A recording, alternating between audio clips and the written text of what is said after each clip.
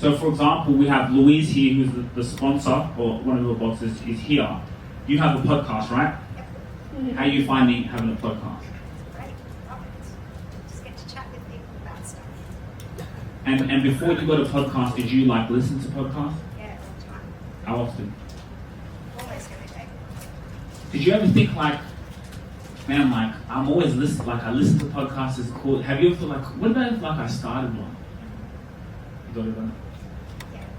Has anyone else ever thought of, has anyone else ever thought about that? You guys have thought of starting a, what made you want to think of starting a podcast? Busted. Anyone else? What made you, like when you guys listen to podcasts, what makes you want to start a podcast?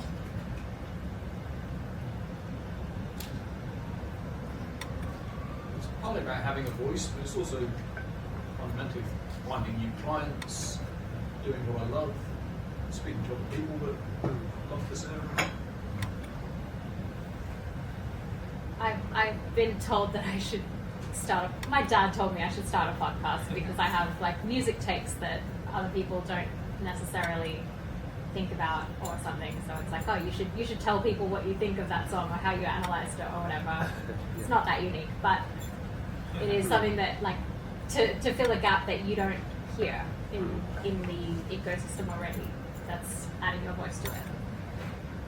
I love that. I'll say, I think that when I listen to a podcast, I always think like, oh, that person must be really passionate about that topic, or they really like feel the topic in them if they having a podcast where they're literally just talking about it. And then I think most people, everyone in this room has something that they are also really passionate about. And then you think like, I also have passion. It's like I could also do it. I think about it all the time. Anyone else? And when you've thought about it, like, what stops you? And be honest, this is a little bit vulnerable because maybe your mind tells you, It's the time involved. Also not having the right guidance. I feel like I don't want to do it sort of half-assed. I want to make sure I've got the right microphones, the audio is output into the right thing, and everyone's going to be able to take it in the best they can. Not like I'm just using a laptop microphone built in or something. That's probably my thing, the guidance, to make sure I'm doing it right. I think it maybe as a woman this is amplified, but I feel like I'm really worried about what people will hear in my takes or my thoughts or whatever, and what they'll read into it underneath what I'm actually saying. So I can vet what I'm saying, I can write a really awesome script, but I'm still worried about the underneath and what people will do whatever they want with. or if people write comments under it and Yeah. stuff like that. Anyone else? Technology. Podcast, like, it's a lot, yeah. It's not that it's a lot. It's the technology there. It's expensive. No. But how do you do it? Like, where do you go? Get it? Studios. I think the sound is really important. So, it's important to me. I don't like hearing There's nothing background worse sound. than listening to a podcast and it's like, you got to play it back to be like, what did they say? Because it like had a low point. Like, yeah, that's my thing anyway when I listen to a podcast. Yeah. And just a quick question: the podcasts that you do listen to, or maybe a lot of them are big podcasts. If those people of those podcasts came to you and wanted to offer you a deal, would you take it, or would you consider it? Yeah. Why? Because More exposure, yeah. you're saying they're big deals, so being associated with a big name helps you to get your name out there better. And once again, the guidance from this person. Reaching a different audience. Yeah. And also another thing is, you trust them. You listen to their podcast. They don't know who you are. They don't know who you are. But you're listening to their podcast.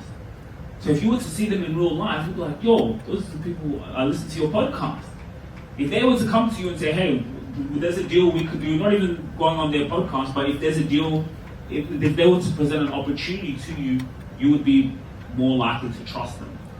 Because you've spent time. Think about people You guys are here, you're sleeping in your room, like I'm here, and there's someone who's listening to you talk or about your business, and you're not even there.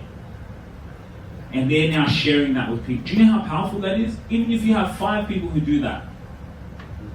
And going back to your comment about negative comments, I get negative comments all the time. I have I post a lot also on my YouTube Shorts, so they get millions of views. So when you get that many views, you get a lot of comments. Or even, personal people that you may know. Not as much because it's a bit, people don't really do that, but, people now, they just go in and comment, which can happen to anyone. But I don't think people realize it's actually a good thing. Number one, I say have empathy for people. If someone takes time out of their day online, they're taking time out of their day. I'm not going and commenting on their photo video. If they're taking time out of my day and they're writing a negative comment about me, it's not a reflection of me, it's a reflection of them. And like I said, creator or consumer. So again, if you're going to comment positively, then someone's wishing good energy, that's cool. But I also say take a neutral. If someone comments positively, cool. If someone comments negatively, cool. Even kill, because if you get gassed up by the positive comments, when people start posting negative, which is bound to happen, it's part of life, then you get offended to it. So stay and even kill. So that's one thing. So you can't worry about what people will think. Yes, I like what you said. Marketing is all about storytelling. Dad, when we first started this business, what did you say to me? I said, yes, we do a podcast. Why? Because I want to tell our story. Why? Because I know the story builds a legacy. Builds a legacy. And that is exactly what we do here at ETS Rubasha Media. We market your story on social media so you could build a legacy for those who come after you, to build your business and your personal brand. Yeah, follow us on our platform. Go on our website, etsrubashamedia.com. This is about legacy, and it is about showing up on social media every single day, because if you don't show up, your competition will. What are your favorite platforms? What do you guys spend most of your time on? You guys can shout them out. Facebook, Instagram. TikTok, Instagram. Facebook. LinkedIn. LinkedIn, YouTube. What do you watch on YouTube? Sport. Sports. Yeah. Podcast. Podcast. Yeah. So that's what you want to do. You want to get in front of your audience. So wherever your audience spends their time, you want to be there. So for example, I gave the idea to Tim, or for example, the idea of the, what's it called, coffee call tools. That's G. Do you know how good that would be on social media? That would kill it. So good. I feel like I'm just soft launching it here. Giving it a test. That would kill it. Electrician, right? I think genius. I would start an electrician podcast. Maybe it doesn't even have to be a natural podcast, me sitting down. He can grab his phone. Let's go do a job. Do you talk to your customers while on the job? Is there any kind of confidentiality you can't show? Are you allowed to be just on the job recording yourself? Yeah, definitely. He could have a mic on, and he's doing and he's just telling stories and he's talking about something. Do you know there's people who go in and watch that? There's people who go in and watch that. Maybe other electricians, or the stories that he's telling, or maybe it's his colleague, or someone you're working with, and you guys are trading stories. Maybe even in the car on your way to your job. That doesn't cost you anything. You put the camera there, it's recorded, and that is the goal, because all of you guys have something special about you. And just like you like watching makeup, there's hundreds of thousands of other people who love watching makeup too. This could even be something, guys, again, don't complicate it. This could be you go live on TikTok. Let's say you go live on TikTok doing makeup, live. Q&A. Even if no one's there, just do it. You're going to do it anyway. So, you see, that's the power of what we want to build, where people can spend time with us. Because you can build a brand around you and what you love. Yeah?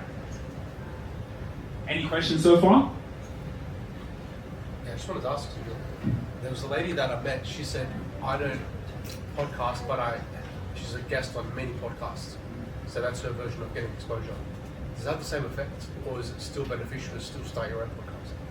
I think that's a great question.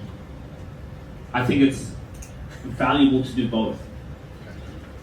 You could do that too. You could say, look, I don't have time to run a podcast myself. What the hell? That seems like a lot of work. You can do your best to get on other people's podcasts. And that's how you can build your brand, get your name out there. I always say do both, but yes. If you really enjoyed this video, make sure to click here, and I'm sure you're gonna love that one.